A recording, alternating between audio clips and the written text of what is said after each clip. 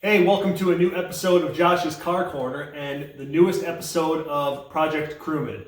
It's been quite a while since I have done an update on the Crewman, I know. I have slowly been working on it over the past few months, and as you can see right now, it doesn't have front wheels anymore. Unfortunately, I had to sacrifice the front suspension that was on this thing and put it on that GTO parts car I bought to make that thing mobile so I could get it out of my life and get it moved on down the road. So a big update that I haven't talked about ever since it happened is back in May, I received quite a large package from Australia. Big wooden crate full of parts, and it was a pretty big score. There was a guy that was parting out the exact same ute as this. It was this same green 2005 Crewman SS, and I got a ton of parts off of that I absolutely needed.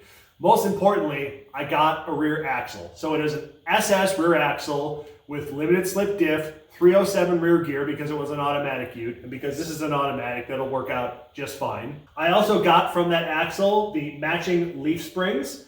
I got a factory towing brace, which I'm jacked about because I really do want to tow with this thing someday, and to have a factory brace that's still got the Holden stickers on it is just, I'm kind of giddy about that. I also got the long drive shaft, the factory drive shaft that comes in these things with the goofy CV on the backside that allows it to have a little bit of length change so you can have when the axle articulates. So instead of having like a slip shaft, it's got like this goofy CV arrangement on it, and then it's got the carrier bearing just like any GTO would have. Having those parts, it's going to make getting this thing on the road that much easier. I no longer have to try to figure out how to make a US rear axle work in there and get it all figured out. It's got the brake lines in the right places. I am going to convert it to four-wheel ABS though. These things originally had a 3-channel ABS system on them. I'm going to upgrade it to a 4-channel ABS system, so it'll be a little more sophisticated than it came out in the factory too. A lot of things have happened since the last time I did an update on the Crewman, and it kind of all wraps into a thing I figured out I could do with the computers and the electronics. And it's kind of changed the whole direction the Crewman is going to go now. Lately I've been working on the wiring harnesses. So there are 3 major wiring harnesses in these cars, in all of the Holden cars. There's the engine bay and dash harness, which they call the front body harness. There's the engine harness itself, which runs the engine and the transmission and all that stuff. And then you also have the floor harness, the in-body harness that covers everything on the floor, on the ceiling, anything out back with fuel pumps and things like that. And it's been an interesting project trying to make a harness that will ultimately work in this thing in left-hand drive using hybrid pieces of the original Crewman harness with GTO harnesses. So I'm going to take you down to my basement and show you what's going on down there. There's a lot of wiring I have been doing down there, and I'll give you a little explanation as to what all I've been working on. It's a lot. Okay, welcome to my wiring fiasco I've been working on for the past few months. So let me explain what I've got going on here. So this right here is the engine bay and dash harness from that GTO front cut that I bought. This has been used as the basis for what's going to be the new dash and engine bay harness in the Crewman. But I had to make a bunch of changes because, of course, GTOs use completely different lighting connectors than Crewmans do.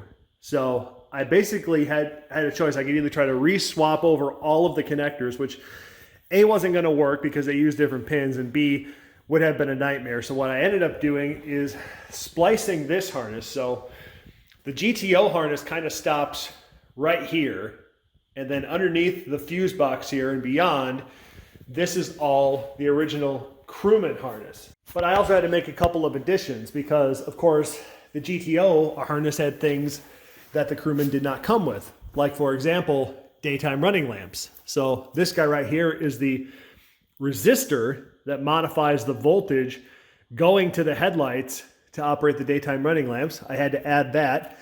The plug for the radiator fans was different. So fortunately the pins there were the same. So all I had to do is take the connector off of the GTO harness and put it on here. Did have to remove 1 or 2 things. This, for example, right here, there's a wire right here. This ran the ambient air temp sensor that the Crewman had. It's part of digital climate control, and because GTOs never had it, I don't need it. So that wire now does nothing.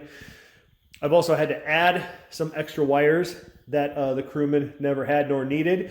Oh, and by the way, that a GTO never had nor needed. So once you get down here, these are the connectors that go to the in-the-car floor harness. There's actually two of them. This one on the GTO is very heavily populated. And of course, pins are in a completely different place than they are on the Crewman. So I had to move a lot of pins around, which that's not so easy, trying to get these pins out. The big ones, not so bad, but those little ones can be kind of fun to really get loose and get swapped around. This connector right here, I'm still working on a little bit. I've got to get these wires into it. These are extra wires for an additional sensor that I'm putting in the car that the Crewman or the GTO never came with. Unfortunately, there were a lot of openings on this connector, and this whole area right here is going to hold all of those connections, and they're going to mate up to the floor harness, which is right over here.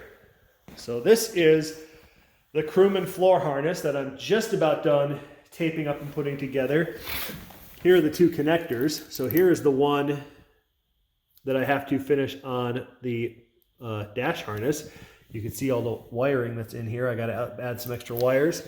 And then here is the big connector that will plug into it. It's been a big job doing this. I probably got 30 hours into modifying this harness because it's been a thing of trial and error. Because at first thing I thought was, well, the thing for the seatbelt warning indicator is on the right-hand side. I got to move it to the left-hand side. So then I move it over, and then I thought to myself, oh, wait a second. The mirror controls are on this side. Now I've got to get the mirror controls over to this side. So I had to run an extra wire over to that.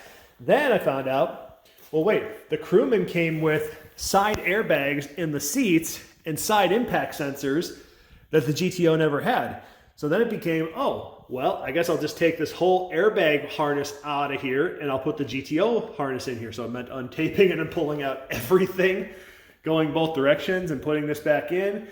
Not to mention adding wires for this extra sensor that you can see right here. And then going back here, this runs along the passenger floor. That goes to the rear passenger door. That goes to the ceiling.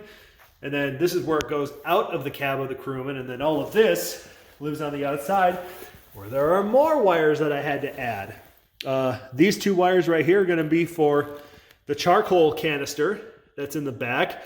I have to put these in to make the emissions all work. The Crewman has a charcoal canister, but it doesn't have a sensor on it, so I have to use the GTO charcoal canister. And then these two wires are going to be for the fuel tank pressure sensor, which has got to go all the way up here near where the fuel pump lives.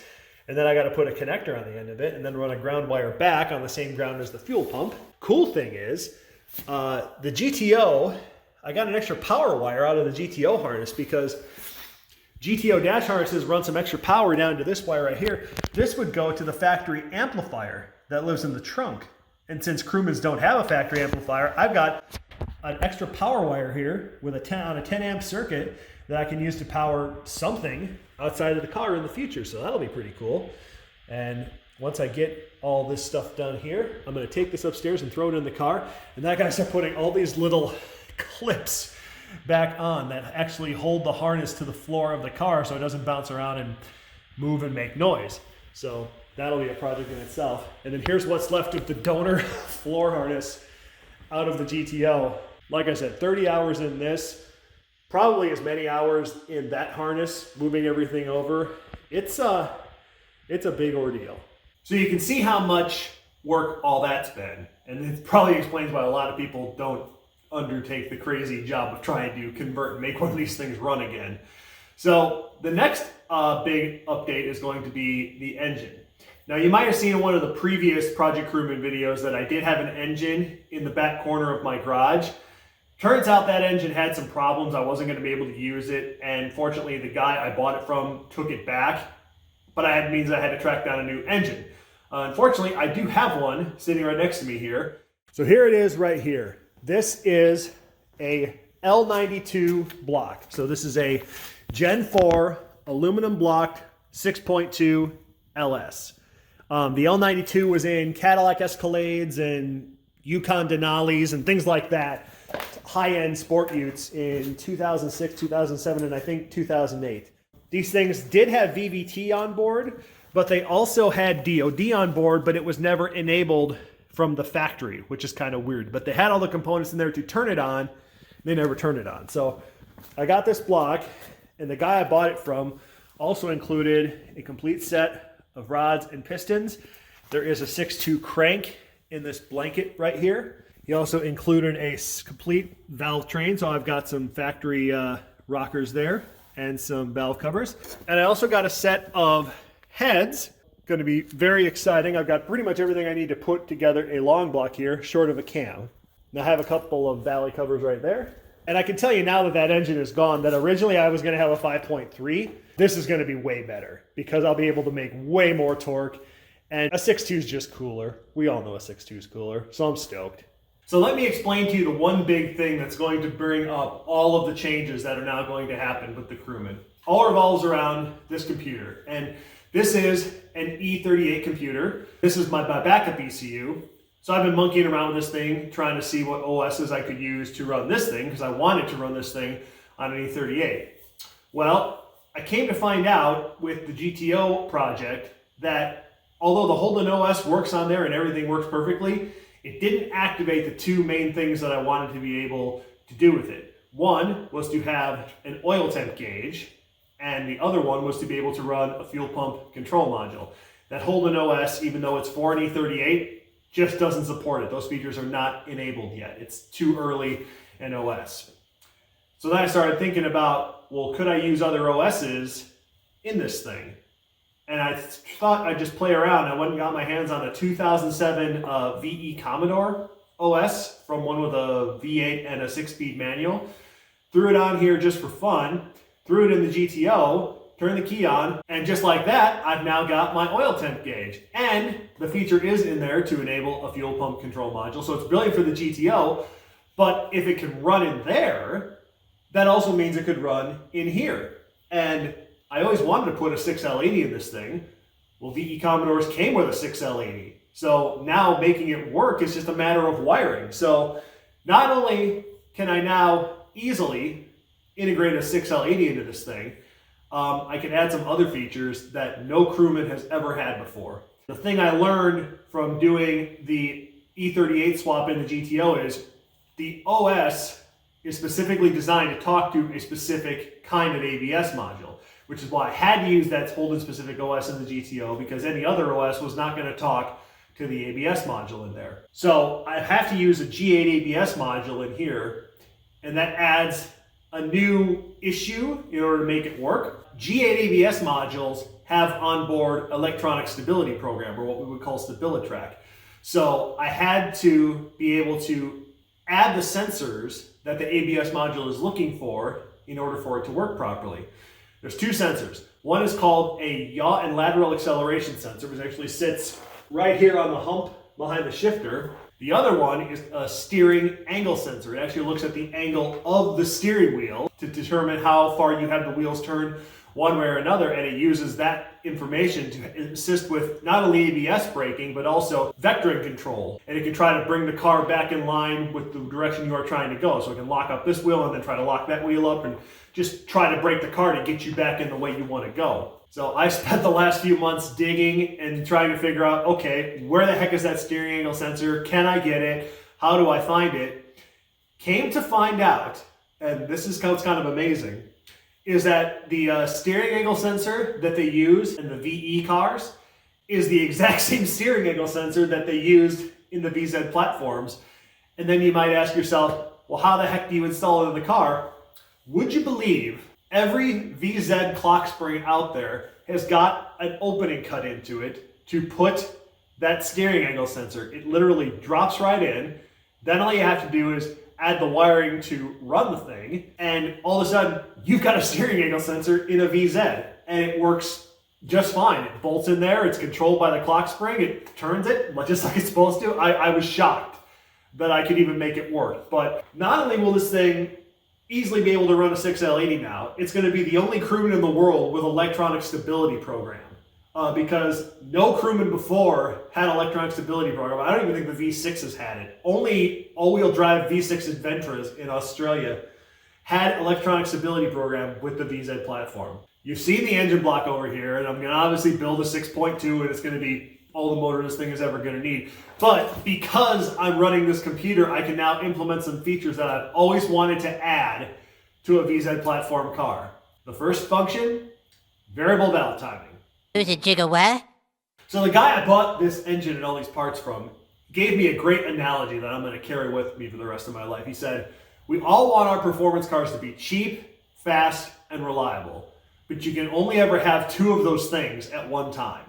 So in this case, I don't need it to be fast because it's a big ute, and I've already got the GTO if I want to go fast. So the two that I'm going for are cheap and reliable. So because I'm going to use variable valve timing, it means I got to use a factory grind cam, but factory grind cams are like $130, $140 brand new out of the box, which is a huge savings over like a comp cam or a Brian Tooley or anything where you're going to pay $400 or $500. It means I can get more torque out of a small cam and have a much broader power band because it can advance the cam at low RPMs and then retard the cam at higher RPMs to get a little more top end torque. It's going to be brilliant. Now, the other thing, and you saw it earlier, is that I'm going to put Cathedral port heads on this thing. What the hell did you just say? And I know the first thing you're all saying is, why are you putting Cathedral port heads on a 6.2?